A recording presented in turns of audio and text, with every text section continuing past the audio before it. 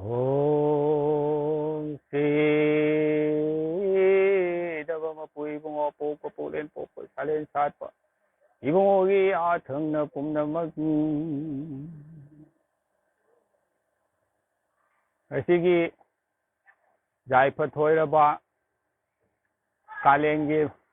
kalengi mapung pha ra ba no mi ding asi se la ga si se dum kalen thabung hai na dum ting ani asi dum mi se ꯊꯥꯕꯣꯡ ꯅꯨꯃꯤꯠꯀꯤ ꯃꯄꯨꯡ ꯐꯥꯔꯕ ꯅꯨꯃꯤꯠꯁꯤꯒ ꯑꯩꯈꯣꯏꯒꯤ ꯂꯝꯗꯝꯁꯤꯒꯤ ꯕꯣꯇꯥꯒꯨꯂꯤ ꯍꯥꯏꯔꯤꯕ ꯂꯝꯗꯝꯁꯤꯒꯤ ꯑꯍꯟ ꯑꯩꯈꯣꯏꯒꯤ ꯑꯍꯟ ꯍꯦꯝꯆꯟꯗ꯭ꯔꯒꯤ ꯁꯪꯒꯥꯏꯗ ꯑꯩꯈꯣꯏꯅ ꯊꯥꯕꯣꯡ ꯃꯤꯐꯝ ꯄꯥꯡꯊꯣꯛꯄ ꯉꯝꯖꯔꯤꯕꯁꯦ ꯌꯥꯝꯅ ꯂꯥꯏꯕꯛ ꯆꯥꯎꯕꯅꯤ ꯃꯌꯥꯝ ꯂꯥꯛꯄꯤꯗꯅ ꯋꯥꯈꯜꯂꯣꯟ ꯃꯌꯥꯝ ꯑꯃ ꯑꯩꯈꯣꯏꯒꯤ ꯍꯥꯏꯗꯤ ꯄꯤꯊꯣꯛ ꯄꯤꯁꯤꯟ ꯇꯧꯅꯕ ꯃꯁꯤ ꯌꯥꯝꯅ ꯃꯊꯧꯅꯤ ꯑꯗꯨꯅ ꯍꯥꯏꯔꯤꯕ ꯑꯩꯈꯣꯏꯒꯤ ꯂꯥꯏꯅꯤꯡ ꯂꯝꯕꯤ ꯍꯥꯏꯅꯗꯤ ꯍꯥꯏ ꯑꯩꯅ ꯂꯥꯏꯅꯤꯡ ꯂꯝꯕꯤꯁꯨ ꯍꯥꯏꯗ꯭ꯔꯦ ꯑꯩꯈꯣꯏꯅ ꯂꯥꯏꯅꯤꯡ ꯍꯥꯏꯅ ꯍꯥꯏ ꯂꯥꯏꯅꯤꯡ ꯍꯥꯏꯅ ꯍꯥꯏ ꯑꯗꯨꯒ ꯍꯥꯏꯔꯤꯕ ꯂꯥꯏꯅꯤꯡ ꯑꯦꯟ ꯂꯥꯏꯅꯤꯡ ꯂꯝꯕꯤ ꯄꯣꯠꯁꯦ ꯑꯅꯤꯈꯛ ꯆꯠꯂꯤ ꯂꯥꯏꯅꯤꯡ ꯍꯥꯏꯕ ꯑꯃ ꯂꯥꯏꯅꯤꯡ ꯂꯝꯕꯤ ꯍꯥꯏꯕ ꯑꯃ ꯑꯅꯤꯁꯤꯅꯤꯁꯦ ꯑꯗꯨꯏꯗꯤ ꯂꯥꯏꯅꯤꯡ ꯍꯅꯤꯕꯨꯡꯉꯣꯟꯗ ꯄꯤꯔꯤꯕ ꯋꯥꯈꯜꯂꯣꯟꯗꯤ ꯂꯥꯏꯅꯤꯡ ꯂꯝꯕꯤ ꯍꯥꯏꯕꯅꯤ ꯑꯩꯈꯣꯏꯒꯤ ꯃꯤꯔꯣꯟꯗ ꯍꯥꯏꯔꯒ ꯔꯤꯂꯤꯖꯟ ꯙꯔꯃ ꯍꯥꯏꯅ ꯍꯥꯏꯔꯤꯁꯦ ꯗ ꯑꯩꯈꯣꯏꯒꯤ ꯂꯥꯏꯅꯤꯡ ꯍꯅꯤꯕꯨꯡꯉꯣꯟꯗꯗꯤ ꯀꯔꯤ ꯄꯤ ꯃꯁꯤꯁꯦ ꯂꯥꯏꯅꯤꯡ ꯂꯝꯕꯤ ꯍꯥꯏꯅ ꯄꯤꯗꯤ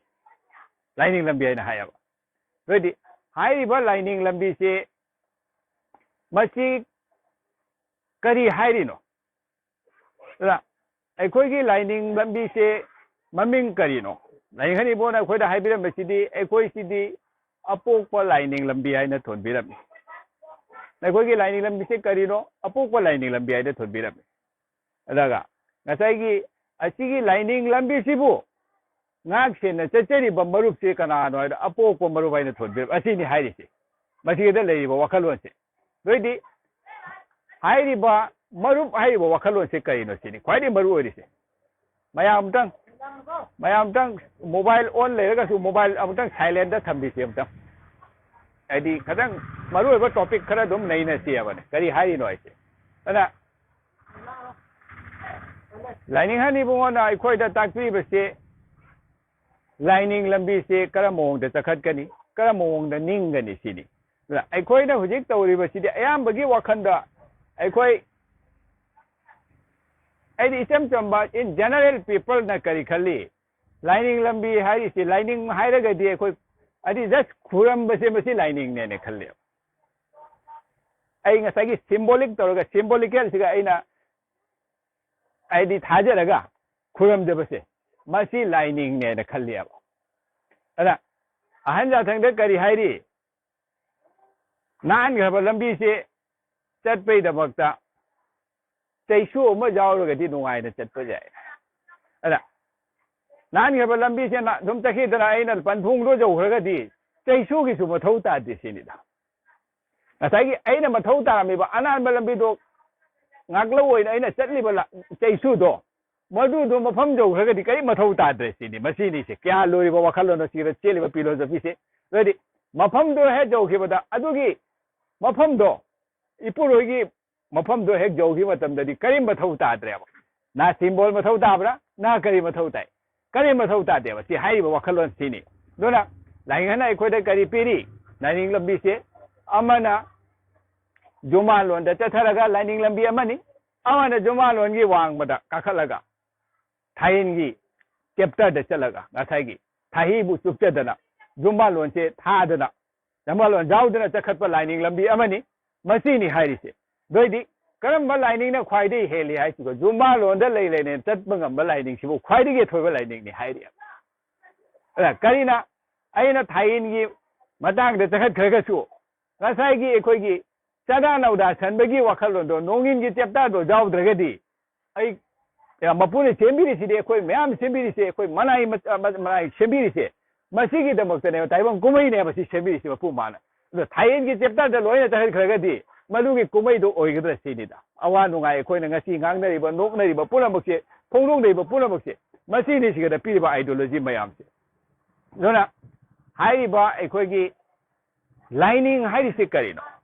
ꯉꯁꯥꯏꯒꯤ ꯈꯨꯔꯝꯕ ꯍꯥꯏꯔꯤꯁꯦ ꯀꯔꯤꯅꯣ ꯈꯨꯔꯝꯕ ꯍꯥꯏꯔꯤꯕ ꯄꯣꯠꯁꯤꯗꯤ ꯑꯩ ꯀꯔꯤꯒꯨꯝꯕ ꯊꯧꯅꯤꯔꯣꯜ ꯑꯃ ꯂꯩꯖꯩ ꯃꯗꯨ ꯊꯧꯅꯤꯔꯒ ꯐꯪꯕ ꯄ꯭ꯔꯣꯁꯦꯁ ꯑꯃ ꯂꯩ ꯊꯧꯅꯤꯔꯣꯜ ꯈꯨꯔꯝꯖꯕ ꯍꯥꯏꯅ ꯈꯨꯕꯥꯛ ꯂꯥꯏꯈꯟ ꯁꯥꯖꯔꯤ ꯈꯨꯔꯝꯗꯨꯅ ꯅꯤꯖꯔꯤ ꯀꯥꯏꯅ ꯍꯥꯏꯔꯤꯕꯁꯦ ꯑꯗꯨꯅ ꯈꯨꯕꯥꯛ ꯂꯥꯏꯈꯟ ꯍꯥꯏꯔꯤꯁꯦ ꯀꯩꯅꯣ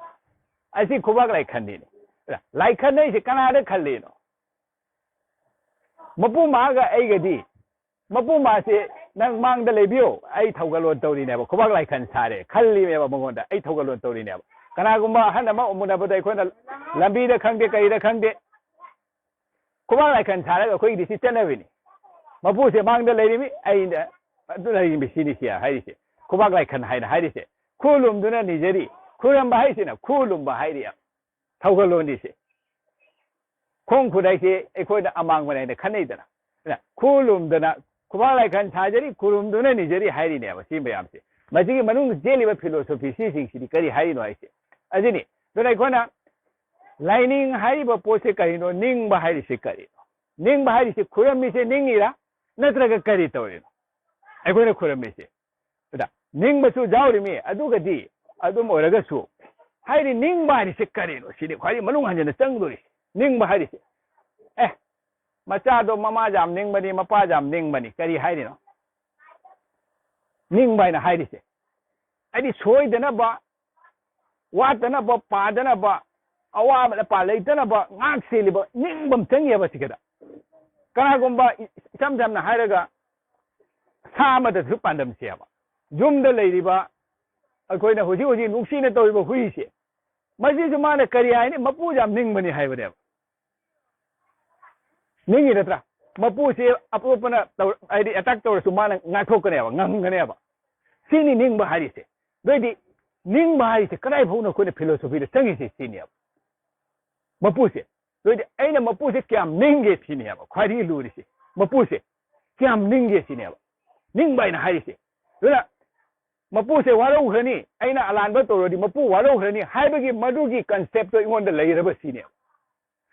ꯑꯩꯅ ꯃꯄꯨꯁꯦ ꯀꯗꯥꯏꯗꯅꯣ ꯍꯥꯏꯊꯤꯔꯨꯕꯗ ꯑꯩꯈꯣꯏꯅ ꯈꯜꯂꯤ ꯑꯩꯉꯣꯟꯗꯒꯤ ꯂꯥꯞꯅ ꯂꯩꯕ ꯄꯣꯠꯅꯈꯛ ꯑꯣꯏꯅ ꯈꯜꯂꯦꯕ ꯃꯄꯨꯁꯦ ꯑꯩꯉꯣꯟꯗꯒꯤ ꯂꯥꯞꯅ ꯂꯩꯈꯤꯕꯗꯨꯒ ꯁꯦꯀꯦꯟꯗꯔꯤ ꯄꯣꯠꯅꯈꯛ ꯑꯣꯏꯅ ꯈꯟꯕꯗꯨꯒ ꯑꯩꯅ ꯏꯅꯨꯡ ꯅꯨꯡꯉꯥꯏꯅ ꯂꯩꯕꯩ ꯃꯇꯝꯗ ꯍꯣꯏ ꯃꯄꯨꯁꯦ ꯑꯩꯉꯣꯟꯗ ꯂꯩ ꯍꯥꯏꯗꯣ ꯁꯣꯜ ꯍꯥꯏꯅ ꯍꯥꯏꯔꯤꯕ ꯃꯥꯒꯤ ꯌꯥꯏꯕꯤꯗꯣ ꯑꯩꯉꯣꯟꯗ ꯂꯩ ꯍꯥꯏꯗꯣ ꯃꯗꯨ ꯑꯩꯈꯣꯏꯅ ꯀꯥꯎꯊꯣꯛꯏꯕꯅꯤ ꯃꯁꯤꯅꯤ ꯈ꯭ꯋꯥꯏꯗꯒꯤ ꯑꯗꯨ ꯑꯣꯏꯔꯒꯗꯤ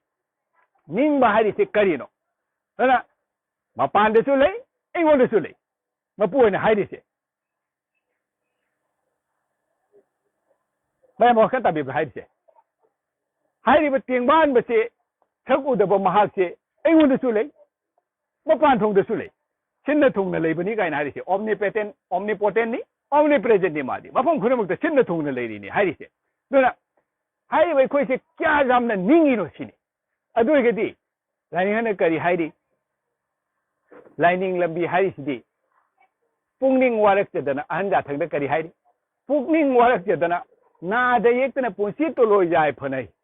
ꯁꯤꯞ ꯇꯥꯟꯕ ꯐꯥꯎꯕ ꯋꯥꯗꯅ ꯍꯤꯡꯕꯗꯣ ꯃꯗꯨꯕꯨ ꯂꯥꯏꯅꯤꯡ ꯂꯝꯕꯤ ꯍꯥꯏꯅ ꯌꯥꯝꯅ ꯁꯝꯅ ꯍꯥꯏꯔꯦꯕ ꯅꯥꯗ ꯌꯦꯛꯇꯅ ꯀꯔꯤ ꯍꯥꯏꯔꯤꯅꯣ ꯁꯤꯅꯦꯕ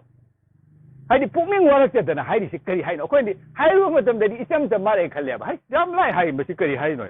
ꯄꯨꯛꯅꯤꯡ ꯋꯥꯔꯛꯆꯗꯅ ꯅꯥꯗ ꯌꯦꯛꯇꯅ ꯄꯨꯟꯁꯤ ꯇꯣꯂꯣꯏ ꯌꯥꯏꯐꯅ ꯃꯆꯥꯒ ꯃꯁꯨꯒ ꯅꯨꯡꯉꯥꯏ ꯌꯥꯏꯐꯅ ꯄꯥꯟꯕꯁꯤꯕꯨ ꯂꯥꯏꯅꯤꯡ ꯂꯝꯕꯤ ꯍꯥꯏꯔꯤꯕ ꯂꯥꯏꯅꯤꯡ ꯑꯍꯟ ꯖꯥꯊꯛꯇ ꯄꯤꯕ ꯋꯥꯈꯜꯂꯣꯟꯁꯦ ꯃꯁꯤ ꯀꯔꯤ ꯍꯥꯏꯔꯤꯅꯣ ꯑꯩꯈꯣꯏꯗꯤ ꯈꯜꯂꯤ ꯄꯨꯛꯅꯤꯡ ꯋꯥꯔꯛꯄ ꯍꯥꯏꯁꯦ ꯃꯁꯤꯗꯤ ꯈ꯭ꯋꯥꯏꯗꯒꯤ ꯂꯨꯈ꯭ꯔꯕ ꯊꯕꯛ ꯑꯃꯅꯦ ꯄꯨꯛꯅꯤꯡ ꯋꯥꯔꯛꯄ ꯍꯥꯏꯁꯦ ꯄꯨꯛꯅꯤꯡ ꯋꯥꯔꯛꯄꯒꯤꯗꯃꯛꯇꯅꯦꯕ ꯎꯃꯪ ꯋꯥꯃꯪꯗ ꯆꯠꯇꯅ ꯂꯥꯏ ꯅꯤꯡꯅꯔꯤꯁꯦ ꯂꯥꯏꯐꯪꯅꯔꯒꯦ ꯍꯥꯏꯕ ꯀꯥꯡꯕꯨꯅ ꯂꯥꯏꯅꯤꯡ ꯑꯍꯟ ꯃꯔꯨꯞꯅ ꯄꯨꯛꯅꯤꯡ ꯃꯅꯨꯡꯗ ꯆꯪꯉꯒ ꯄꯨꯛꯅꯤꯡꯁꯦ ꯈ꯭ꯋꯥꯏꯗꯒꯤ ꯅꯤꯡꯊꯧꯅꯦꯕ ꯑꯩꯁꯦ ꯄꯨꯛꯅꯤꯡꯁꯤ ꯅꯤꯡꯊꯧꯅꯦꯕ ꯃꯥꯅ ꯅꯤꯡꯈ꯭ꯔꯗꯤ ꯂꯣꯏꯔꯦ ꯃꯤ ꯍꯥꯠꯀꯦꯁꯨ ꯍꯥꯠꯇꯣꯔꯤꯅꯤ ꯁꯨꯏꯁꯥꯏꯠ ꯇꯧꯒꯦꯁꯨ ꯇꯧꯗꯣꯔꯤꯅꯤ ꯃꯥꯅ ꯈꯟꯈꯤꯗꯧꯕꯅꯦꯕ ꯂꯣꯏꯅ ꯃꯥꯅ ꯉꯁꯥꯏ ꯀꯃꯥꯟ ꯇꯧꯊꯔꯛꯄꯗꯣ ꯃꯗꯨꯅꯦꯕ ꯑꯩꯅ ꯉꯥꯛꯅ ꯆꯠꯂꯤꯁꯦ ꯈꯨꯠ ꯊꯣꯛꯅ ꯈꯣꯡ ꯇꯧꯗꯅ ꯆꯤꯟꯅ ꯉꯥꯡꯗꯅ ꯀꯟꯅ ꯂꯥꯎꯗꯅ ꯇꯧꯔꯤꯕ ꯄꯨꯝꯅꯃꯛꯁꯦ ꯗꯤꯃꯥꯟ ꯇꯧꯊꯔꯛꯄꯗꯨꯅꯦ ꯉꯁꯥꯏꯗꯤ ꯀꯃꯥꯟ ꯇꯧꯊꯔꯛꯄꯗꯣ ꯍꯥꯏꯔꯤꯕ ꯄꯨꯛꯅꯤꯡ ꯅꯤꯡꯊꯧꯁꯤꯅꯦꯕ ꯃꯁꯤꯕꯨ ꯀꯣꯟꯇ꯭ꯔꯣꯜ ꯇꯧꯕꯁꯤꯅꯦꯕ ꯈ꯭ꯋꯥꯏꯗꯒꯤ ꯃꯔꯨ ꯑꯣꯏꯔꯤꯁꯦ ꯄꯨꯛꯅꯤꯡ ꯅꯤꯡꯊꯧꯁꯦ ꯀꯣꯟꯇ꯭ꯔꯣꯜ ꯇꯧꯖꯕꯁꯦ ꯃꯁꯤ ꯉꯝꯕ꯭ꯔꯥꯕ ꯑꯩꯈꯣꯏꯅ ꯉꯥꯏꯍꯥꯛ ꯂꯩꯔꯒ ꯑꯃ ꯋꯥꯈꯜ ꯑꯃ ꯆꯣꯏꯈꯤꯅꯤ ꯃꯤꯅꯤꯠ ꯈꯨꯗꯤꯡꯒꯤ ꯋꯥꯈꯜꯁꯦ ꯀꯗꯥꯏꯗ ꯍꯣꯡꯈ꯭ꯔꯤꯅꯣ ꯈꯪꯄꯣꯟꯇꯦꯕ ꯀꯣꯏꯆꯣꯡ ꯆꯣꯡꯉꯤꯅꯦꯕ ꯀꯗꯥꯏꯗ ꯆꯣꯡꯈ꯭ꯔꯤꯅꯣ ꯈꯪꯗꯦ ꯋꯥꯈꯜꯂꯣꯟ ꯃꯁꯤꯒꯤ ꯆꯦꯜꯂꯤꯕ ꯐꯤꯂꯣꯁꯣꯐꯤ ꯉꯁꯥꯏꯒꯤ ꯆꯣꯡꯅ ꯆꯠꯄꯒ ꯍꯥꯏꯅ ꯃꯃꯤꯡ ꯆꯣꯡꯕꯨ ꯊꯣꯟꯕꯤꯔꯦ ꯀꯥꯏꯅ ꯍꯥꯏꯔꯤꯕ ꯃꯥꯒꯤ ꯐꯤꯂꯣꯁꯣꯐꯤ ꯂꯩꯔꯤꯕ ꯀꯗꯥꯏꯗꯒꯤꯅꯣ ꯂꯥꯛꯏꯁꯦ ꯀꯔꯤꯅꯣ ꯍꯥꯏꯔꯤꯁꯦ ꯃꯁꯤꯅꯦꯕ ꯑꯁꯤꯒꯤ ꯄꯨꯛꯅꯤꯡꯁꯤ ꯐꯥꯕꯁꯤꯅꯦꯕ ꯄꯨꯛꯅꯤꯡ ꯀꯣꯟꯇ꯭ꯔꯣꯜ ꯇꯧꯕꯁꯦ पुकनिंग कंट्रोल तो वही चम चम न जाबरा आई ngahak chalaga migi oidaba ngam hoji ifa phalamgani ngahak chalaga amakha urubade amakha mingonde attack tawninganeba mai pose khara jam lahu si haibi mong wakhan se lai ba ngasai gi masigi pukning se control to ba sine adi itam tamba pola pukning control to ba se adi pukning se control to ge hairagadi ai gari tawni chinja ngak ta jara ro ya ba chinja na su wakhan manghali chinja sing je wakhan ma chinja ngak ta ba jara ro ani hairi ba ngasai gi pukning warak ta ba jade pukning warak ba jama ai pathap kai na chat ba jara ro ya खुदा निपान लाई मिसे खुदा निपान दा मुक्ति तंग सेवा पुकनिंग वाले कोई दमक first ले नि पुकनिंग वाले को बजा देना फर्स्ट पथा खुदा निपान की पुकनिंग वाले कोई दमक ऐसे करी बथौ तारे पथा काय ने चत बजा दरे पथा हम तक काय ने चत बजा दरे जाही फुमम चुम दब जा रे ऐसे जाही फुमम चुम दब जा री बा early to bed early to rise काय न लई बा ngन तुम गनी ngन होगै कने न हाई बा मयाम से मथि लोइना फॉलो तो वे बथौ तारा ने पुकनिंग वारकपसे मजिगा लोइना मरी लेने रे नत्रा दोइदि हाइबो पुकनिंग से वारकपसिने बा ख्वाइदि मरु ओइरिसे मसिगे पुकनिंग निंथौ सिबु वारक जब ngambdo मदुने बा खैना मपु वागी मंगाल फंगदोरिसे मसिने बा हाइरिसे दोइदि पुकनिंग वारक पा हाइसिगा कई कई दो चंग्रिसे दोइदि चाउग्रबा मागी मनुंगे चलिबा मागी लिटरेचर से जाम हेबा पुकनिंग वारकपसिगे चंग्रिबो पोसे पुकनिंग से हे वारकपसिने बा खोइगी ख्वाइदि मरु ओइबा थोरबसे पुकनिंग वारक से दनु का हाइरिबो वखलोन सिनि हाइबा अरे ना पुकनिंग वारकपसे मसिगी दमुक्ता अमुक कई मथौ तारे अइने सेटिंग ब फिदो सेलगदि अमुक अइसु फजरिबा आइना अमुक जेंगल दुरगदि मदु पुकनिंग वारकप जारक्त्रे मरिगे दमनु फि असेंग ब फिजे सेटकन आइना लाइबा सोना कर वखलोन लाइसे असेंग ब फिजे सेकनि गाइना हाइरिसे मसि करी हाइना असेंग ब चिंजाक चागनि का हाइना फता प्राइ फान्द लेसे करी हाइरिना मसिगी पुकनिंग वारकप दबदे अहन जाथंगा कने अमुक लेरे अहन दुगी अखंग मदुगी वखलोन दो आइना लौद्रगदि अइ पुकनिंग से वारकप ngam मसीनी पीरिबो मयामसे दुना मसीनी दुना पुकनिंग से वारकपै दमकता आइगे थौरम चुमै मथौ तारे जाहि फमम चुमै मथौ तारे आइगे मेडिटेशन मथौ तारे ओइजे थानाबगी मथौ तारे करी हाइबसिगा मरी लेनरि बस मयाम लाइबो मयामसे दोइदि आइने इनुंग नुंगाइना लेबसे मसी लाइनिंग कौपुर सिदिया पुकनिंग सिबु फाबै दमकता मथौ तारेबो मयामसे दोइदि मपुनिंग ममनाइने जेट के ओइगा पाइदना अहन जाथंग इंजरी काहन हाइबा अखोइगी कइनोदा लेरिसे थायनो इन द हाइबसे मपुनिंग ममन हाइने जेट के ओइबा पाइदना अहन जाथंग इंजरी लंबी फंगे तांजरी काइना हाइरिया करी हाइरिनो चिंगी नाउ पोम हाइथबा लंबी एनी लेरिबा लंबी सिबु नतना पुकनिंग तना निंगदना उपाल मरु उजनी परे यमु हनगनी काइना हाइरिया करी हाइरिनो दोइदि हाइरिबा लंबी सिगा तत्रिगे सुंजा हेजारोय अदुनी हाइबा खोइगे लाइनिंग लंबी ना हारिसे लाइनिंग हाइबा लंबी से मसिगा द ए लंबी से खोंगना दङै दे एगे पुकनिंग से वारक चबा जारोय मसिनि पिरिसे दुना हाइबा लाइनिंग पिबो मागी फिलोसॉफी से अखोइनि दे खल्ली लाइनिंग हारिसे एगी इपाइ पुना हाइने मि सना महि लाइनिंग हाइरगसु पंगजा जा मारे मिगी वाखलो द खल्लिबो मयामसे अमक हाइसल जा मारे नसाइगी इपुधौगी मिंग द हाइसलगसु अदु हाइसल पंगजा जा मारे न खल्लियाबो करिनो हारिसे मसिदे चेलिबो फिलोसॉफी से सिनेबो हारिसे दुना पुकनिंग वारक तजना ना दजेक्तना हारिसे कइनो ना दजेक्त बै मथौ करि मथौ तारे अइगोंदा ना जेक्त बै दबक्ता नसाइगी अइगोंदा करि कइ मथौ तारे ना जेक्तनबा मागी हाइजेनिक फूड तो मथौ तारे मागी सप्लीमेंट सिंगो मथौ तारे करि करि मथौ अइगी लिवर द करि मथौ तारे अइगी हार्ट द करि मथौ ताई अइगे लांग द करि मथौ ताई मागी मपांगन पीनबो पोट मयाम से मथौ तारक्तराबो चाबा से चिंजाग अमुक चुबै मथौ तारे पीरिबो मयाम से चाउरबो मसि तंग मसि हाइनिंगाइ लेतन चाउरबो पोट अमनेबा द हाक्तन द खोइद खल्ली जाम लाइना हाइ मालाइने पुकनिंग वारक चरगा अइदि चचे दुरी मे हाइबगी वखलो दे चलिसे दुरी ना दे येतना मचागा मचुगा नुंगाइ जाय फने हिंग सिबा तान फावबसे अवाना नंगदने तान सिबो नेबा दुना करि हाइरि आदि चाबा चिंजाक मयाय ना नापन मथोय काजेगी कायना लेरिबो मारि मरि सिंसे दुनी मसिनी दुना अथाया चाबना मसा लाइथों पकनी इपुरोगी याथंगो महाक्तना लंगजेनी कायना लेरिबो वखलो मयामसे करि हाइरिनो सिनेबा असिनी दुना नसाइगी हाइरिबो लाइनिंग लंबी से मसी कहि तौरी इपा इपुनसु एगी लंबी M सेंबिरमेबा मसिगी uh इपुरोय अपोपदो madu phao da masak khang bagi ipuro gi mangando jobu phao bo ipuro gi masak to chap chana confirm oi bagi lambi ma ipa ipuna su jat na thambira me ba ai khoi gi lining lambi hairi ba post ipa ipuna la lambi se duna lining ana amuk thijan khomsan bi dana ipa ipu gi lambi di sini ai khoi da takpira mi masi gi lambi se ai khoi ngasi thiri ba sini da mayang gi mapa mapuna su magi lambi jat na thami thamiram drama gi su mapu maabu phangnabai damakta mapu magi mangandu phangbai damakta mokoi gi su lambi leijeri aba duna kharani de khoi kaidore mi gi duga tang jeruraga mi gi mapa mapu gi lambi duga aine chetlure aba duna mapa mapu gi lambi do mi gi mapa mapu gi lambi do chetluraga su ai gi ngasai gi wakhalon di lining gi wakhalon di chap manaraga su mi gi maron na sanskrit na ibado aina khangjaba ngambrani da puna bakse puna ba khangba ngambrasi phana sanskrit phana bengali heraga su phana assamese heraga su mi gi lining gi maron du de aina lawru ngambra gita de iribo poto ai completely ai confirm oi ngambra gita de iribo pose asini ori de jadi lining ne kari hairi ipa ipuna ai gi lona sidi ima puknung de sanajara ba saje ne masida aina khangna ba talaga di ilai na khangba huji khangba ngamgani sini aba the megi maron duga sanskrit duga aina magi leijeri ba magi gita da hairi ba adu mayam do khangbai da ai punchi je haughini aba ai punchi hauroidra sanskrit do khangna ba talinge da amu magi manungi chen do thiringe da ai punchi dum haughini aba do ge da ai madu thi le daga di ai jumba lon thado ga thi leita ba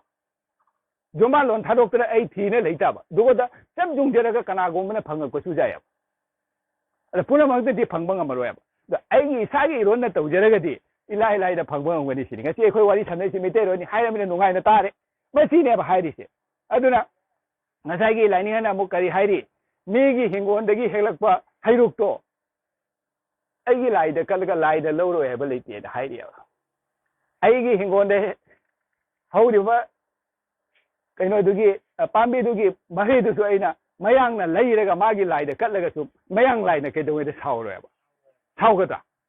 doi de khoi na hujik tawri se kari no mi gi hingon de gi heglak pa magi hairuk to madu puraga aina paisa na exchange to raga ai lai ma bang da katte ba ai gi hingon gi pola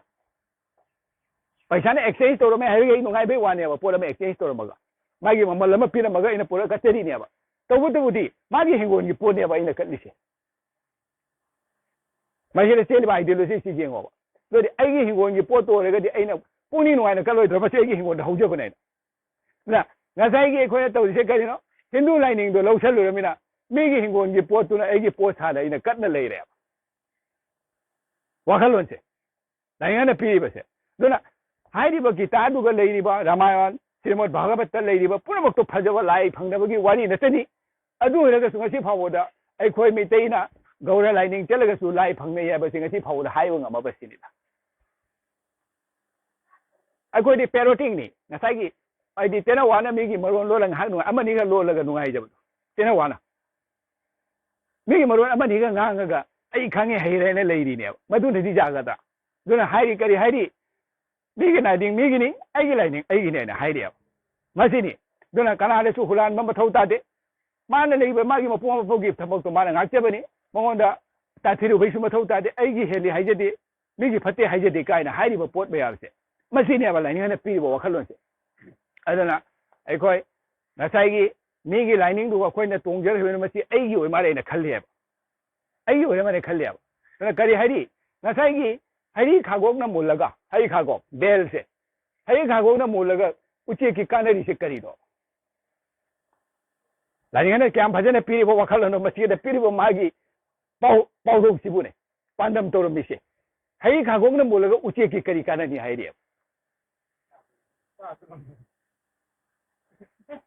Maku kan ni ba Hindu dharma ki Gita ki larik to aina par so hangdo ga su khang dre ba. Madu ai ki kari kana ri dia. Kan ni ba maku do aina hangdo ga cha so ngam dre ba. Hoyare hai khagong to cha ga di ai ki IBS problem loi ko khine ba. Puk te lai ba ai ki IBS problem se. Loi na ko khine kyam kana ga to magi powerful ne ba hai khagong kai se. Adubo aina changam jada bena uche na kaino kana du uche ki asine ba khoi na to ise lainga na pera me ba magi pandam se hai khagong molaga uche ki kari kana ne ise doi di magi Gita gi phajab do maduna ai gi kari kana ri je bete gi kari ma lining lami de zakatana ꯂꯥꯏ ꯐꯪꯅꯕ ꯉꯝꯃꯤꯕ ꯑꯗꯨꯁꯨ ꯉꯝꯗ꯭ꯔꯦꯕ ꯑꯩꯈꯣꯏꯅ ꯍꯧꯖꯤꯛ ꯇꯧꯔꯤꯁꯤꯗꯤ ꯉꯁꯥꯏꯒꯤ ꯒꯣꯄ ꯒꯣꯄꯤꯒꯤ ꯚꯥꯞꯇ ꯄꯨꯁꯜꯂꯒ ꯑꯩꯈꯣꯏꯁꯦ ꯂꯣꯏꯅ ꯃꯃꯤꯡꯅꯅ ꯂꯩꯔꯦꯕ ꯃꯅꯨꯡꯒꯤ ꯔꯣꯁꯇꯨꯗꯤ ꯆꯨꯞꯄ ꯉꯝꯗꯕ ꯍꯥꯏꯔꯤꯕ ꯀ꯭ꯔꯤꯁꯅꯅ ꯁꯪꯒꯣꯝ ꯍꯨꯔꯥꯟꯕꯗꯒꯤ ꯃꯃꯥꯅ ꯂꯥꯛꯅꯕ ꯉꯝꯗꯗꯅ ꯄꯣꯂꯣꯏꯗ ꯁꯨꯃꯟꯗꯨ ꯀꯤꯁꯜꯂꯦꯅꯦ ꯎꯗꯨꯈꯣꯜ ꯍꯥꯏꯗꯣ ꯃꯈ꯭ꯋꯥꯡꯗ ꯎꯗꯨꯈꯣꯜ ꯀꯤꯁꯜꯂꯦ ꯍꯥꯏꯗꯤ ꯀꯔꯤ ꯍꯥꯏꯔꯤꯅꯣ ꯑꯗꯨꯒꯤ ꯃꯤꯅꯤꯡ ꯂꯧꯕ ꯉꯝꯃꯕ ꯑꯗ ꯃꯁꯤꯒꯤ ꯃꯤꯅꯤꯡ ꯂꯧꯗꯕ ꯑꯩꯈꯣꯏꯅ ꯀꯔꯤꯅꯣ ꯇꯧꯔꯨꯗꯕ ꯁꯨꯃꯟꯗꯨ ꯀꯤꯁꯟꯕꯗꯒꯤ ꯇꯣꯛꯊꯣꯛꯈ꯭ꯔꯦꯅꯦ ꯁꯪꯒꯣꯝ ꯍꯨꯔꯥꯟꯕ ꯑꯗꯨꯗꯤ ꯀ꯭ꯔꯤꯁꯅꯅ ꯍꯨꯔꯥꯜꯂꯤꯁꯦ ꯀꯔꯤꯅೋ ꯑꯉꯧꯕꯅꯦꯕ ꯍꯨꯔꯥꯜꯂꯤꯁꯦ ꯀꯔꯤ ꯍꯥꯏꯔꯤꯅꯣ ꯃꯤꯅꯤꯡ ꯃꯁꯤ ꯑꯩꯈꯣꯏ ꯊꯤꯕꯒꯤ ꯃꯊꯧꯅꯦꯕ ꯑꯉꯧꯕꯁꯤ ꯀꯔꯤꯅꯣ ꯑꯉꯧꯕ ꯁꯒꯣꯜꯕ ꯃꯄꯨꯅ ꯇꯣꯡꯒꯅꯤ ꯑꯀꯤꯕ ꯃꯁꯛꯗ ꯌꯦꯛꯅꯕ ꯍꯥꯠꯀꯅꯤ ꯀꯣꯏꯕ ꯂꯣꯏꯕꯅ ꯊꯥꯒꯟꯕꯨ ꯇꯥꯔꯅꯤ ꯇꯦꯡꯕꯥꯟ ꯃꯔꯝꯅ ꯂꯦꯞꯅꯕ ꯋꯥꯍꯩꯅꯤ ꯍꯥꯏꯔꯦꯕ ꯀꯔꯤ ꯍꯥꯏꯔꯤꯅꯣꯕ ꯁꯩꯌꯣꯟ ꯇꯔꯥꯗ ꯍꯥꯏꯔꯤꯁꯦ ꯑꯉꯧꯕ ꯁꯒꯣꯜꯕ ꯃꯄꯨꯅ ꯇꯣꯡꯒꯅꯤ ꯀꯥꯏꯅ ꯍꯥꯏꯔꯤꯕ ꯃꯥꯒꯤ ꯃꯤꯅꯤꯡꯁꯦ ꯂꯧꯁꯟꯕ ꯉꯝꯃꯕ ꯃꯥꯒꯤ ꯐꯤꯂꯣꯁꯣꯐꯤ ꯀꯔꯤ ꯍꯥꯏꯔꯤꯅꯣ ꯑꯁꯤꯅꯤ ꯍꯥꯏꯔꯤꯁꯦ ꯑꯗꯨꯅ ꯅꯤꯡꯊꯧꯔꯦꯟꯒꯤ ꯁꯒꯣꯜꯗꯤ ꯃꯃꯩꯅ ꯒꯦꯒꯦ ꯂꯥꯎꯕ꯭ꯔꯥ ꯑꯉꯧꯕ ꯁꯒꯣꯜ ꯇꯣꯡꯕ꯭ꯔꯥ ꯀꯥꯏꯅ ꯍꯥꯏꯔꯤꯁꯦ ꯀꯔꯤ ꯍꯥꯏꯔꯤꯅꯣ ꯃꯁꯤ ꯐꯤꯂꯣꯁꯣꯐꯤ ꯑꯩꯈꯣꯏ ꯂꯧꯁꯟꯕ ꯉꯝꯃꯕ ꯅꯤꯡꯊꯧꯔꯦꯟꯒꯤ ꯁꯒꯣꯜ ꯍꯥꯏꯔꯤꯁꯦ ꯀꯩꯅꯣ ꯉꯧꯏ ꯍꯥꯏꯔꯤꯑꯕ ꯃꯃꯩ ꯒꯦꯒꯦ ꯂꯥꯎꯏ ꯍꯥꯏꯔꯤꯑꯕ ꯀꯔꯤ ꯍꯥꯏꯔꯤꯅꯣ ꯃꯁꯤꯒꯤ ꯐꯤꯂꯣꯁꯣꯐꯤꯁꯤꯅꯤ ꯑꯁꯤꯒꯤ ꯐꯖꯕ ꯃꯍꯤꯔꯦꯟꯗꯣ ꯐꯖꯊꯣꯏꯕꯗꯣ ꯆꯨꯞꯄ ꯉꯝꯕꯗꯨꯅꯦꯕ ꯉꯁꯤ ꯂꯥꯏꯅꯤꯡ ꯂꯝꯕꯤꯁꯤꯅ ꯑꯩ ꯀꯟꯐꯥꯔꯝ ꯑꯣꯏꯔꯤꯁꯦ ꯅꯨꯡꯉꯥꯏꯖꯕ ꯍꯥꯏꯁꯦ ꯑꯗꯨꯅ ꯂꯥꯏꯅꯤꯡ ꯂꯝꯕꯤꯅ ꯇꯥꯛꯏꯁꯤꯗꯤ ꯀꯔꯤꯅꯣ ꯑꯩꯁꯤꯕꯨ ꯅꯨꯡꯁꯤꯕ ꯇꯝꯕꯗꯣ ꯑꯩꯁꯦ ꯀꯅꯥꯅꯣ ꯑꯩ ꯍꯥꯏꯔꯤꯁꯦ ꯀꯅꯥꯅꯣ ꯑꯩ ꯃꯃꯥꯡꯗꯁꯨ ꯍꯥꯏꯖꯈ꯭ꯔꯕꯅꯤ ꯑꯩꯁꯦ ꯀꯅꯥꯅꯣ ꯑꯩꯁꯦ ꯑꯩꯒꯤ ꯈꯨꯠꯁꯦ ꯑꯩꯔꯥ ꯑꯩ ꯍꯥꯏꯔꯤꯁꯦ ꯀꯩꯅꯣ ꯑꯩꯒꯤ ꯈꯣꯡꯁꯦ ꯑꯩꯔꯥ ꯑꯩꯒꯤ ꯎꯟꯁꯥꯁꯦ ꯑꯩꯔꯥ ꯑꯩꯒꯤ ꯁꯝꯁꯦ ꯑꯩꯔꯥ ꯑꯩꯔꯥꯕꯁꯦ ꯀꯅꯥꯝꯁꯦ ꯑꯩ ꯅꯠꯂꯝꯗ꯭ꯔꯦꯕ ꯂꯣꯏꯁꯤꯜꯂꯛꯄꯗ ꯑꯩ ꯍꯥꯏꯔꯝꯃꯤꯁꯦ ꯀꯅꯥꯅꯣ ꯊꯋꯥꯏꯁꯤꯅ ꯂꯩꯔꯤꯉꯩ ꯑꯩ ꯍꯥꯏꯔꯝꯕ ꯊꯥꯏꯑꯕ ꯑꯩ ꯍꯥꯏꯔꯝꯕ ꯋꯥꯅꯦꯕ ꯑꯩꯅ ꯊꯋꯥꯏꯁꯤꯅ ꯂꯩꯔꯤꯉꯩ ꯊꯋꯥꯏꯁꯤꯅ ꯂꯩꯇꯕ ꯃꯇꯝꯗ ꯑꯆꯤꯕ ꯍꯛꯆꯥꯡꯗꯨꯅ ꯑꯩ ꯍꯥꯏꯕꯁꯨ ꯉꯝꯗꯦ ꯀꯔꯤꯝꯇ ꯍꯥꯏꯕ ꯉꯝꯗꯦꯕ ꯑꯗꯨꯗꯤꯁꯃ ꯑꯗꯨꯝ ꯑꯁꯤꯕ ꯍꯛꯆꯥꯡ ꯑꯣꯏꯅ ꯍꯥꯏꯗꯤ ꯀꯌꯥꯠ ꯀꯥꯡꯂꯦꯟꯗꯣ ꯑꯗꯨꯝ ꯇꯥꯅ ꯂꯩꯔꯦꯕ ꯀꯌꯥꯠ ꯑꯣꯏꯅ ꯇꯥꯅ ꯂꯩꯍꯧꯔꯦꯕ ꯑꯗ ꯁꯥꯊꯧꯔꯤꯕ ꯄꯣꯠꯇꯣ ꯃꯥꯗꯣ ꯀꯗꯥꯏ ꯆꯠꯈ꯭ꯔꯒꯦꯕ ꯁꯥꯊꯧꯔꯤꯕ ꯄꯣꯠꯁꯦ ꯀꯌꯥꯠ ꯀꯥꯡꯂꯦꯟ ꯁꯥꯊꯧꯕ ꯂꯩꯔꯛ ꯀꯣꯟꯊꯥꯡ ꯁꯤꯜꯂꯤꯕ ꯀꯍꯥꯏꯅ ꯂꯩꯔꯤꯁꯦ ꯌꯦꯛꯅ ꯁꯔꯣꯏ ꯂꯥꯂꯣꯏꯕ ꯈꯣꯡꯕꯥꯟꯅꯨꯡꯗ ꯂꯥꯟꯅꯕ ꯀꯥꯏꯅ ꯍꯥꯏꯔꯤꯕ ꯃꯥꯒꯤ ꯐꯤꯂꯣꯁꯣꯐꯤꯁꯦ ꯃꯁꯤ ꯀꯔꯤ ꯍꯥꯏꯔꯤꯅꯣ ꯃꯁꯤꯅꯤ ꯑꯗꯨꯅ ꯑꯩꯈꯣꯏꯅ ꯃꯁꯤꯒꯤ ꯁꯩꯌꯣꯟ ꯇꯔꯥꯅ ꯆꯤꯡꯉꯤꯕ ꯃꯁꯤꯒꯤ ꯃꯤꯅꯤꯡ ꯀꯔꯤꯅꯣ ꯃꯗꯨ ꯑꯩꯈꯣꯏ ꯊꯤꯕꯒꯤ ꯃꯊꯧꯅꯤ ꯑꯍꯟ 12ꯅꯤꯊꯣꯏꯅ ꯃꯁꯤ ꯊꯤꯖꯤꯟꯕꯒꯤ ꯃꯊꯧꯅꯤ ꯑꯉꯧꯕ ꯁꯒꯣꯜꯕ ꯃꯄꯨꯅ ꯇꯣꯡꯒꯅꯤ ꯑꯀꯤꯕ ꯃꯁꯛꯅ ꯌꯦꯛꯅꯕ ꯍꯥꯠꯀꯅꯤ ꯀꯨꯝꯍꯩꯕꯨ ꯂꯣꯏꯗꯨꯅ ꯊꯥꯒꯟꯕꯨ ꯇꯥꯔꯅꯤ ꯇꯦꯡꯃꯥꯟꯕ ꯃꯐꯝ ꯏꯔꯪꯕꯨ ꯑꯣꯏꯒꯅꯤ ꯀꯥꯏꯅ ꯍꯥꯏꯅ ꯂꯩꯔꯤꯕ ꯄꯣꯠꯁꯤ ꯀꯔꯤꯅꯣ ꯂꯣꯏꯁꯤꯜꯂꯛꯄꯗ ꯍꯣꯔꯦꯟꯗꯤ ꯀ꯭ꯔꯤꯁꯅꯁꯨ ꯁꯪꯒꯣꯝ ꯍꯨꯔꯥꯜꯂꯤ ꯑꯉꯧꯕ ꯍꯨꯔꯥꯜꯂꯤ ꯑꯩꯈꯣꯏꯁꯨ ꯑꯉꯧꯕ ꯀꯔꯤ ꯍꯥꯏꯔꯤꯅꯣ ꯋꯥꯈꯜꯂꯣꯟꯁꯦ ꯈꯦꯠꯅꯔꯤꯁꯦ ꯃꯣꯏꯅ ꯍꯨꯔꯥꯟꯕꯗ ꯄꯥꯟꯗꯝꯃꯤ ꯇꯨꯃꯤꯟꯅ ꯇꯧꯕꯕꯨ ꯍꯨꯔꯥꯟꯕꯅꯦꯕ ꯃꯤ ꯇꯥꯛꯇꯅ ꯇꯧꯕꯕꯨ ꯍꯨꯔꯥꯟꯕꯅꯦꯕ ꯑꯗꯣ ꯑꯩꯈꯣꯏꯒꯤꯗꯤ ꯀꯔꯤ ꯍꯥꯏꯔꯤ ꯑꯉꯧꯕ ꯁꯣꯟꯕ ꯃꯄꯨꯅ ꯇꯣꯡꯒꯅꯤ ꯍꯥꯏꯔꯤꯕ ꯑꯀꯤꯕ ꯃꯁꯛꯇꯨꯅ ꯌꯦꯛꯅꯕ ꯍꯥꯠꯇꯣꯛꯀꯅꯦꯅ ꯍꯥꯏꯔꯤꯑꯕ ꯀꯔꯤ ꯍꯥꯏꯔꯤꯅꯣ ꯑꯁꯤ ꯑꯅꯤꯁꯤꯒꯤ ꯄꯥꯟꯗꯝꯁꯤꯒꯤ ꯋꯥꯔꯤꯅꯤꯗ ꯑꯁꯤꯒꯤ ꯄꯥꯟꯗꯝ ꯄꯤꯔꯤꯕ ꯋꯥꯈꯜꯂꯣꯟꯁꯦ ꯃꯁꯤ ꯑꯩꯈꯣꯏꯅ ꯃꯁꯛ ꯈꯪꯅ ꯆꯠꯄ ꯇꯥꯕ ꯑꯗꯨꯅ ꯅꯤꯡꯊꯧꯔꯦꯟꯒꯤ ꯁꯒꯣꯜꯗꯤ ꯃꯃꯩꯅ ꯒꯦꯒꯦ ꯂꯥꯎꯕꯅꯤ ꯃꯃꯩꯅ ꯒꯦꯒꯦ ꯂꯥꯎꯕ ꯑꯉꯧꯕ ꯁꯒꯣꯜ ꯇꯣꯡꯕ ꯀꯥꯏꯁꯦ ꯃꯁꯤ ꯂꯣꯏꯅ ꯐꯤꯂꯣꯁꯣꯐꯤꯒꯤ ꯋꯥꯔꯤ ꯅꯠꯇꯅꯤ ꯑꯗꯨꯅ ꯍꯥꯏꯔꯤꯕ ꯉꯥꯄ꯭ꯔꯨꯝꯅ ꯎꯀꯥꯕ ꯎꯇꯣꯟ ꯂꯣꯝꯃꯤ ꯊꯔꯣꯏꯅ ꯃꯤꯆꯤꯛꯄ ꯁꯔꯨ ꯐꯪꯉꯤꯁꯦ ꯍꯥꯏꯔꯤꯁꯤ ꯀꯔꯤꯅꯣ ꯃꯁꯤ ꯂꯣꯏꯅ ꯖꯨꯝꯕꯥꯂꯣꯟ ꯈꯨꯂꯣꯟꯗ ꯂꯣꯏꯅ ꯂꯥꯛꯏꯕ ꯉꯥꯛꯇꯅꯤ ꯑꯗꯨꯅ ꯑꯩꯁꯤꯕꯨ ꯃꯁꯛ ꯈꯪꯗꯅ ꯑꯩꯁꯤꯕꯨ ꯉꯥꯛꯆꯕ ꯑꯩꯉꯣꯟꯗ ꯌꯥꯎꯔꯤꯕ ꯑꯊꯣꯏꯕꯁꯦ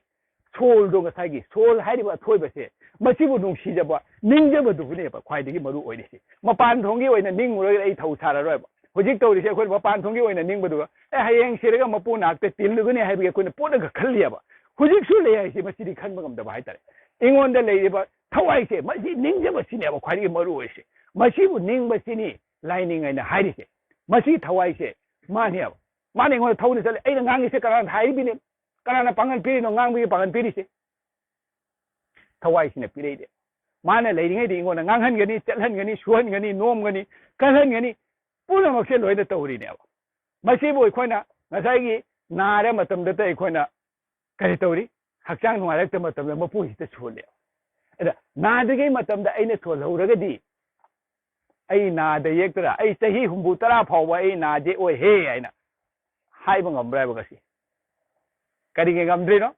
ꯃꯗꯨꯒꯤ ꯇꯧꯐꯝ ꯊꯣꯛꯄ ꯑꯩ ꯊꯕꯛ ꯇꯧꯗꯦ ꯍꯥꯏꯕ ꯍꯥꯟꯅꯒꯤ ꯑꯍꯜ ꯂꯃꯟꯁꯤꯡꯅ ꯅꯥꯔꯝꯕ꯭ꯔꯥ ꯆꯍꯤ 60 40 ꯐꯥꯎꯕꯗ ꯈꯤꯡ ꯂꯥꯎꯅ ꯆꯠꯂꯤꯑꯕ ꯀꯔꯤꯒꯤꯅꯣ ꯑꯗꯨꯅ ꯍꯥꯏꯔꯤꯕ ꯍꯧꯖꯤꯛꯇꯤ ꯑꯩꯈꯣꯏꯅ ꯀꯩꯗꯧꯔꯤ ꯑꯩꯒꯤ ꯂꯥꯏꯐꯀꯤ ꯁꯤꯀ꯭ꯌꯣꯔꯤꯇꯤꯗꯃꯛꯇ ꯑꯅꯥꯕꯗꯒꯤ ꯀꯟꯕꯩꯗꯃꯛꯇ ꯀꯔꯤ ꯇꯧꯔꯤ ꯑꯩꯗꯤ ꯅꯥꯔꯛꯀꯅꯤ ꯍꯥꯏꯅ ꯂꯩꯕꯅꯤꯅ ꯑꯩ ꯀꯩ ꯇꯧꯔꯤ ꯀꯩ ꯇꯧꯔꯤ ꯍꯦꯜꯊ ꯏꯟꯁꯨꯔꯦꯟꯁ ꯇꯧꯌꯦꯕ ꯍꯦꯜꯊ ꯏꯟꯁꯨꯔꯦꯟꯁ ꯇꯧꯏ ꯀꯅꯥꯗ ꯕꯦꯡꯛꯇ ꯗꯤꯄꯣꯖꯤꯠ ꯇꯧꯌꯦꯕ ꯆꯨꯝꯕ꯭ꯔꯥ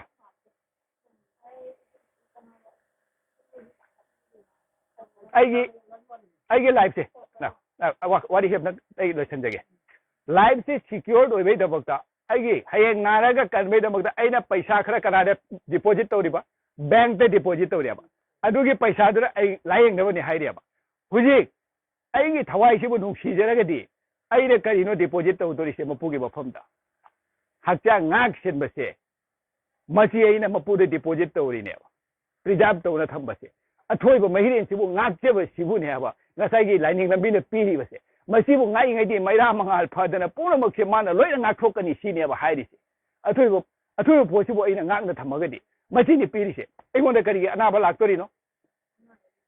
ꯃꯁꯤꯒꯤ ꯀꯟꯐꯤꯗꯦꯟꯁ ꯂꯦꯚꯦꯜ ꯐꯥꯎꯕꯗ ꯑꯩꯈꯣꯏꯅ ꯄꯨꯈꯠꯇꯣꯏꯕ ꯄꯣꯠꯁꯦ ꯃꯁꯤ ꯑꯩꯈꯣꯏꯅ ꯉꯁꯤ ꯑꯩꯈꯣꯏꯗ ꯀꯟꯐꯤꯗꯦꯟꯁ ꯂꯩꯕ꯭ꯔꯥ ꯑꯅꯥꯕ ꯍꯥꯏꯁꯤꯗꯤ ꯂꯥꯛꯇꯣꯔꯤꯅꯦ ꯍꯥꯏꯅ ꯈꯟꯅ ꯂꯩꯅꯔꯦꯕ ꯃꯁꯤꯒꯤ ꯅꯥꯗ ꯌꯦꯛꯇꯅ ꯉꯁꯥꯏꯒꯤ ꯍꯥꯏꯔꯤꯕ ꯋꯥꯈꯜꯂꯣꯟꯗ ꯄꯨꯛꯅꯤꯡ ꯋꯥꯔꯛꯆꯗꯅ ꯅꯥꯗ ꯌꯦꯛꯇꯅ ꯍꯥꯏꯔꯤꯁꯦ ꯅꯥꯗ ꯌꯦꯛꯇꯅꯕꯒꯤꯗꯃꯛꯇ ꯑꯩ ꯀꯔꯤ ꯇꯧꯕꯩ ꯃꯊꯧ ꯇꯥꯔꯦ ꯆꯤꯡꯈꯩꯔꯣꯟ ꯆꯣꯡꯕꯩ ꯃꯊꯧ ꯇꯥꯔꯦ ꯉꯟꯅ ꯍꯧꯒꯠꯄꯩ ꯃꯊꯧ ꯇꯥꯔꯦ ꯁꯖꯤꯛꯀ ꯊꯕꯥꯛꯒ ꯂꯩꯇꯦꯟꯅꯔꯦ ꯁꯖꯤꯛ ꯖꯦꯅꯤꯡ ꯍꯨꯜꯂꯛꯂꯦ ꯀꯥꯏꯅ ꯍꯛꯆꯥꯡ ꯈꯤꯡꯗꯣꯛꯇꯅ ꯇꯧꯔꯤꯕ ꯃꯌꯥꯝꯁꯦ ꯃꯁꯤ ꯀꯔꯤ ꯍꯥꯏꯔꯤꯅꯣꯕ ꯂꯥꯏꯔꯣꯟꯁꯤꯡꯁꯦ ꯍꯥꯏꯔꯤꯁꯦ ꯃꯁꯤꯅꯤ ꯑꯗꯨꯅ ꯑꯩꯒꯤ ꯂꯥꯏꯐ ꯁꯤꯀ꯭ꯌꯣꯔ ꯑꯃ ꯅꯥꯗ ꯌꯦꯛꯇꯅ ꯂꯩꯕꯩꯗꯃꯛꯇ ꯀꯔꯤ ꯑꯩ ꯇꯧꯐꯝ ꯊꯣꯛꯏ ꯑꯩꯅ ꯇꯨꯝꯁꯤꯟꯅ ꯐꯝꯅ ꯂꯩꯔꯒ ꯂꯥꯏꯔꯤꯛ ꯄꯥꯕꯗꯨꯗꯅ ꯅꯥ ꯌꯦꯛꯇꯕꯩ ꯊꯧꯔꯝ ꯅꯠꯇꯦ ꯃꯗꯨꯗꯤ ꯑꯩꯒꯤ ꯅꯣꯂꯦꯖ ꯇꯥꯟꯕꯅꯦꯕ ꯑꯩꯒꯤ ꯍꯛꯆꯥꯡꯒꯤꯗꯃꯛꯇ ꯑꯩꯅ ꯀꯔꯤ ꯇꯧꯐꯝ ꯊꯣꯛꯏ ꯍꯦꯜꯊꯀꯤ ꯆꯦꯞꯇꯔꯁꯦ ꯏꯁꯥꯕꯨ ꯏꯁꯥꯅ ꯂꯥꯌꯦꯡꯒꯅꯤ ꯑꯩꯅ ꯄꯩꯁꯤꯡ ꯇꯔꯥꯗ ꯄꯩꯁꯥ 19ꯗ ꯍꯥꯏꯔꯤꯁꯤ ꯀꯔꯤ ꯍꯥꯏꯔꯤꯅꯣꯕ ꯏꯁꯥꯕꯨ ꯏꯁꯥꯅ ꯂꯥꯌꯦꯡꯒꯅꯤ ꯑꯩꯅ ꯍꯥꯏꯔꯤꯁꯤ ꯍꯥꯏꯗꯤ ꯃꯁꯤꯒꯤ ꯊꯧꯔꯝꯁꯤꯡꯁꯦ ꯑꯩꯈꯣꯏ ꯇꯧꯅ ꯆꯠꯄ ꯉꯝꯕ꯭ꯔꯥ ꯏꯁꯥꯕꯨ ꯏꯁꯥꯅ ꯂꯥꯌꯦꯡꯒꯅꯤ ꯍꯥꯏꯔꯤꯁꯦ ꯃꯁꯤꯒꯤ ꯆꯦꯞꯇꯔ ꯂꯩꯅꯔꯣꯟ ꯃꯌꯥꯝ ꯑꯃ ꯂꯩꯔꯤ ꯑꯩꯈꯣꯏꯗ ꯑꯗꯨꯅ ꯑꯩꯒꯤ ꯊꯋꯥꯏꯁꯦ ꯅꯨꯡꯁꯤꯖꯔꯒꯗꯤ ꯑꯩꯅ ꯃꯍꯥꯛꯄꯨ ꯅꯤꯡꯖꯅ ꯆꯠꯆꯗꯅ ꯑꯩꯅ ꯃꯥꯕꯨ ꯉꯥꯛꯅ ꯊꯝꯃꯤꯉꯩꯗꯤ ꯅꯤꯡꯗꯅ ꯀꯗꯥꯏꯗ ꯆꯠꯈ꯭ꯔꯒꯅꯤ ꯀꯗꯥꯏꯗ ꯇꯥꯈ꯭ꯔꯒꯅꯤ ꯍꯥꯏꯕꯒꯤ ꯑꯗꯨꯒꯤ ꯉꯥꯛꯂꯧꯗꯨꯅꯤꯗ ꯃꯁꯤꯕꯨ ꯉꯥꯛꯅ ꯆꯠꯂꯤꯉꯩꯗꯤ ꯃꯄꯨ ꯃꯥꯁꯤꯅ ꯑꯩꯉꯣꯟꯗ ꯂꯦꯡꯗꯅ ꯂꯩꯅꯦꯕ ꯅꯠꯇ꯭ꯔꯒꯗꯤ ꯃꯥ ꯀꯔꯤ ꯍꯥꯏꯔꯅꯤ ꯑꯩ ꯍꯛꯆꯥꯡ ꯀꯩ ꯍꯥꯏꯁꯦ ꯁꯤꯗꯣꯛꯅ ꯆꯠꯄꯕꯨ ꯁꯤꯕꯅꯦꯕ ꯃꯥ ꯁꯤꯗꯣꯛꯅ ꯆꯠꯈꯤꯅꯦꯕ ꯆꯥꯛꯏꯕ ꯃꯩꯁꯦ ꯃꯩ ꯑꯃ ꯆꯝꯆꯦꯕ ꯆꯩ ꯑꯃꯗ ꯃꯩꯁꯦ ꯆꯝꯃꯦ ꯃꯩꯁꯦ ꯆꯥꯛꯑꯦ ꯆꯥꯛꯄ ꯂꯣꯏꯔꯒ ꯃꯩꯗꯣ ꯀꯗꯥꯏ ꯆꯠꯈ꯭ꯔꯦꯕ ꯃꯩꯗꯣ ꯄꯨꯡꯃꯥꯡ ꯃꯥꯡꯈ꯭ꯔꯦ ꯀꯩꯗꯧꯔꯤꯅꯣ ꯀꯗꯥꯏ ꯆꯪꯈ꯭ꯔꯤꯅꯣꯕ ꯗꯦꯠ ꯏꯁ ꯃꯥꯒꯤ ꯇꯤꯟꯐꯝ ꯑꯃꯗ ꯑꯗꯨꯝ ꯇꯤꯟꯈꯤꯑꯕ ꯚꯥꯏꯔꯁ ꯃꯉꯣꯟꯗ ꯑꯗꯨꯝ ꯄꯨꯊꯣꯔꯛꯄ ꯌꯥꯏꯑꯕ ꯃꯁꯤꯅꯤ ꯃꯌꯥꯏꯑꯅ ꯍꯥꯏꯔꯤꯁꯦ ꯑꯗꯨꯒ ꯃꯦꯟꯁ ꯑꯃꯗꯤ ꯃꯊꯧ ꯇꯥꯏ ꯀꯗꯥꯏꯗ ꯃꯦꯟꯁ ꯃꯊꯧ ꯇꯥꯏ ꯏꯄꯨꯔꯣꯏ ꯃꯉꯣꯟꯗ ꯂꯩꯔꯤꯕ ꯑꯍꯥꯡꯕꯁꯤꯒ ꯂꯩꯔꯤꯕ ꯃꯌꯥꯏꯗꯣ ꯃꯗꯨꯗꯣ ꯑꯩꯅ ꯃꯦꯟꯁ ꯑꯃꯅ ꯃꯩꯈꯦꯠ ꯑꯃꯅ ꯈꯦꯠꯂꯨꯔꯒ ꯃꯗꯨ ꯑꯩꯅ ꯄꯨꯊꯣꯔꯛꯄꯩ ꯋꯥꯅꯦꯕ ꯃꯦꯟꯁ ꯑꯃꯅ ꯇꯧꯔꯒ ꯑꯗꯨꯒ ꯍꯣꯔꯦꯟ ꯆꯥꯛꯄ ꯂꯣꯏꯔꯒ ꯃꯥ ꯀꯥꯏ ꯆꯪꯈ꯭ꯔꯦꯕ ꯂꯣꯏꯕ꯭ꯔꯕ ꯄꯨꯡꯃꯥꯡ ꯃꯥꯡꯈ꯭ꯔꯦꯕ ꯅꯠꯇꯦꯕ ꯃꯄꯨ ꯃꯉꯣꯟꯗ ꯑꯗꯨꯝ ꯇꯤꯟꯈ꯭ꯔꯦꯅꯦꯕ ꯄꯨꯊꯣꯛꯄꯁꯨ ꯑꯗꯨꯅ ꯃꯁꯥꯗꯒꯤ ꯑꯣꯏꯕꯅꯤ ꯃꯁꯥꯗꯕꯨ ꯇꯤꯟꯕꯅꯤ ꯀꯥꯏꯅ ꯍꯥꯏꯔꯤꯕ ꯋꯥꯈꯜꯂꯣꯟ ꯃꯌꯥꯝꯁꯦ ꯃꯁꯤꯅꯤꯅꯦꯕ ꯍꯥꯏꯔꯤꯕ ꯆꯦꯞꯇꯔ ꯃꯌꯥꯝꯁꯦ ꯑꯗꯨꯅ ꯑꯁꯤꯒꯤ ꯂꯥꯏꯅꯤꯡꯂꯣꯟꯒꯤ ꯐꯖꯈ꯭ꯔꯕ ꯋꯥꯈꯜꯂꯣꯟ ꯃꯌꯥꯝꯁꯦ ꯃꯁꯤ ꯑꯩꯈꯣꯏ ꯅꯩꯅꯕꯩ ꯃꯊꯧ ꯇꯥꯏ ꯑꯗꯨꯅ ꯉꯁꯤꯗ ꯀꯅꯥꯒꯨꯝꯕꯅ ꯁꯅꯥꯃꯍꯤ ꯂꯥꯏꯅꯤꯡ ꯍꯥꯏꯔꯁꯨ ꯏꯄꯥ ꯏꯄꯨꯅ ꯇꯧꯔꯝꯕꯅꯤꯅ ꯃꯁꯤꯁꯨ ꯆꯨꯝꯒꯗ ꯃꯥꯜꯂꯦꯅ ꯅꯣꯔꯃꯦꯜ ꯋꯥꯈꯜꯗꯗꯤ ꯄꯪꯆꯠꯇ ꯆꯠꯈꯤꯕ ꯑꯗꯨꯅ ꯂꯥꯏꯅꯤꯡꯅ ꯀꯔꯤ ꯍꯥꯏꯔꯝꯃꯤ ꯑꯄꯣꯛꯄ ꯃꯄꯨꯁꯤꯕꯨ ꯀꯔꯤꯅꯣ ꯍꯥꯏꯅ ꯊꯤꯔꯤꯕ ꯃꯔꯨꯞꯁꯤꯕꯨ ꯑꯄꯣꯛꯄ ꯃꯔꯨꯞ ꯍꯥꯏꯅꯤ ꯍꯥꯏꯔꯤ ꯑꯩꯁꯦ ꯀꯅꯥꯅꯣ ꯍꯥꯏꯅ ꯁꯨꯝ ꯊꯤꯒꯠꯅ ꯆꯠꯈ꯭ꯔꯒ ꯁꯨꯝꯅ ꯊꯤꯒꯠ ꯆꯠꯈ꯭ꯔꯒ ꯀꯔꯤꯗꯤ ꯐꯪꯉꯤ ꯏꯄꯥ ꯏꯃꯥ ꯐꯪꯉꯤ ꯏꯄꯨꯗꯧ ꯐꯪꯉꯤ ꯏꯄꯨꯗꯧ ꯄꯨꯔꯦꯟ ꯐꯪꯉꯤ ꯁꯨꯃꯥꯏ ꯃꯊꯪ ꯆꯠꯈ꯭ꯔ ꯀꯔꯤ ꯐꯪꯉꯤ ꯏꯄꯨꯗꯧ ꯄꯥꯈꯪꯕ ꯐꯪꯉꯤ ꯏꯄꯨꯗꯧꯒꯤ ꯃꯊꯛꯇ ꯑꯃꯨꯛ ꯍꯥꯏꯈ꯭ꯔ ꯀꯅꯥ ꯐꯪꯉꯤ ꯏꯃꯥ ꯂꯩꯃꯔꯦ ꯁꯤꯗꯕꯤ ꯐꯪꯉꯤ ꯏꯃꯥ ꯂꯩꯃꯔꯦ ꯁꯤꯗꯕꯤ ꯀꯅꯥ ꯐꯪꯉꯤ ꯂꯥꯏꯅꯤꯡꯊꯧ ꯁꯣꯔꯥꯔꯦꯟ ꯐꯪꯉꯤ ꯂꯥꯏꯅꯤꯡꯊꯧ ꯁꯣꯔꯥꯔꯦꯟ ꯃꯊꯛꯇ ꯀꯅꯥ ꯂꯩ ꯏꯄꯨꯔꯣꯏ ꯑꯄꯣꯛꯄꯗꯣ ꯐꯪꯉꯤꯑꯕ ꯑꯗꯨꯏꯗꯤ ꯑꯩꯅ ꯁꯨꯝ ꯊꯤꯒꯠꯈ꯭ꯔꯒ ꯉꯁꯥꯏꯒꯤ ꯁꯅꯥꯃꯍꯤꯗꯨꯒ ꯂꯦꯞꯅ ꯂꯩꯊꯣꯛꯈ꯭ꯔꯗꯤ ꯑꯩꯁꯦ ꯀꯩ ꯑꯩ ꯊꯤꯕ ꯂꯣꯏꯔꯕ ꯑꯩꯅ ꯊꯤꯔꯤꯁꯦ ꯑꯗꯨꯋꯥꯏꯐꯥꯎꯗ ꯊꯤꯔꯒ ꯑꯩꯅ ꯁ꯭ꯇꯣꯞ ꯇꯧꯅ ꯊꯝꯈꯤꯕꯒꯤ ꯋꯥꯅꯦꯕ ꯍꯥꯏꯔꯤꯕ ꯄꯣꯠ ꯃꯌꯥꯝꯁꯦ ꯑꯗꯨꯅ ꯁꯅꯥꯃꯍꯤꯁꯨ ꯏꯄꯨꯔꯣꯏꯅꯤ ꯏꯄꯨꯔꯣꯏꯁꯨ ꯁꯅꯥꯃꯍꯤꯅꯤ ꯍꯥꯏꯔꯒꯁꯨ ꯀꯔꯤ ꯑꯣꯏꯔꯤ ꯃꯥꯒꯤ ꯀꯥꯔꯦꯛꯇꯔꯗꯣ ꯃꯥꯟꯅꯔꯨꯕꯩ ꯋꯥꯅꯤ ꯑꯗꯨꯅ ꯅꯨꯃꯤꯠ ꯊꯥ ꯑꯄꯥꯟꯕ ꯊꯥꯕꯩ ꯊꯥꯕꯨꯡ ꯄꯨꯝꯅꯃꯛꯁꯦ ꯁꯥꯈꯤꯕꯁꯦ ꯀꯅꯥꯅꯣ ꯁꯅꯥꯃꯍꯤꯅ ꯁꯥꯔꯤꯔ ꯏꯄꯨꯔꯣꯏꯅ ꯁꯥꯔꯤꯔ ꯑꯄꯥꯟꯕꯗ ꯀꯣꯔꯧ ꯂꯥꯏꯅ ꯆꯤꯡꯉꯤꯕ ꯑꯄꯥꯟꯕ ꯃꯌꯥꯝꯁꯦ ꯀꯅꯥꯅ ꯁꯥꯈꯤꯕ ꯁꯅꯥꯃꯍꯤꯅ ꯁꯥꯔꯤꯔ ꯏꯄꯨꯔꯣꯏꯅ ꯁꯥꯔꯤꯔ ꯋꯥꯈꯜ ꯇꯧꯁꯦꯕ ꯁꯅꯥꯃꯍꯤꯗꯤ ꯀꯣꯟꯅ ꯁꯣꯔꯥꯔꯦꯟꯒꯤ ꯁꯪꯒꯥꯏꯗ ꯇꯥꯏꯕꯪ ꯑꯣꯏꯅ ꯏꯄꯨꯔꯣꯏꯅ ꯇꯥꯏꯕꯪ ꯐꯥꯎꯔꯗꯤ ꯅꯠꯇ꯭ꯔꯥ ꯇꯥꯏꯕꯪ ꯃꯤ ꯁꯥꯕꯩꯗꯃꯛꯇ ꯇꯥꯏꯕꯪ ꯃꯤ ꯁꯦꯝꯕꯩꯗꯃꯛꯇ ꯑꯗꯨꯗꯤ ꯀꯔꯤꯅꯣ ꯅꯨꯃꯤꯠ ꯊꯥ ꯑꯄꯥꯟꯕ ꯄꯨꯝꯅꯃꯛꯁꯤ ꯇꯦꯡꯃꯥꯟꯕꯁꯤ ꯁꯦꯝꯕ ꯂꯣꯏꯔꯒ ताइबंग मिसे सेम दमकता मथंग मथंग वाखन तौरक्तना ngसाइगी इपुरोइना सोराहेनगी संगाइदा हमनि ते सुबा nganगम थाइवन लाई नत्रा दोदि हाइरिबा पोछि करी हाइरिनो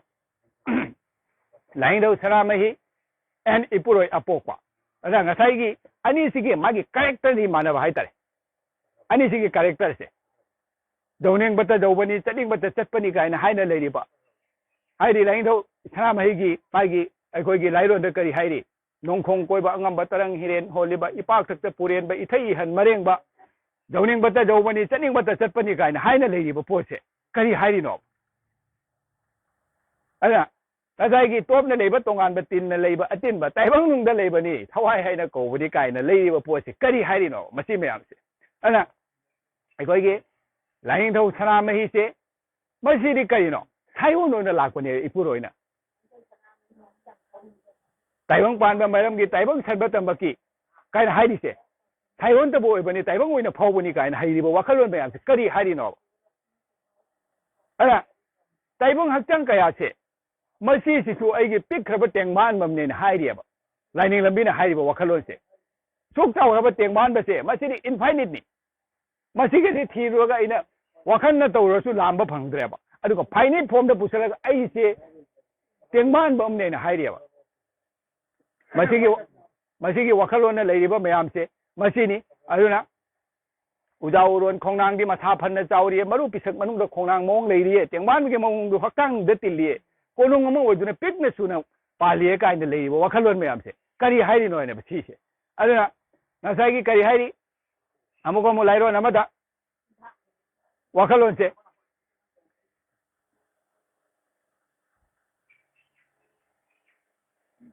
अना टेंगमान वना ओइबबु कनानाबु उखिबा काइना लेरियाबा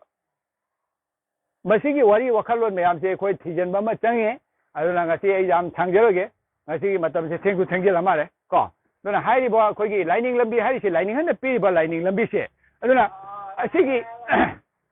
असिगी लंबी सिगा इकोना चट्रिंगैदी हाइरिबा लंबी सिगा चलगनी मपु मादो इकोना फंगदम मगमदुरिसे अखोइना थिगलिसे करिनो अपोको मपुदुबु करिनो आइना थिरिबनिना मपु मादो कन्फर्म ओइबा फावबा थिगतपदुनेबा मसिगी लंबी सिगा चट्रिंगैदी फंगदबा हाइतारे मसीगी लंबी सिनीदा इकोना थिदुरिसे दुना हाइरमिबा इपा इपुना थरमिबा लाइनिंगना थरमिबा लंबी सिगा चलगनी इकोना अपोको मपुसु मसक खंगदुरिसे मागी मंगानसिबु फंगजेदुरिसे को मादा असिभौनी रंगासिगी मत आई केनोसे आई मतांग सिबौ हाइजरगा मतांग से टेंशन जगे जाय फरसी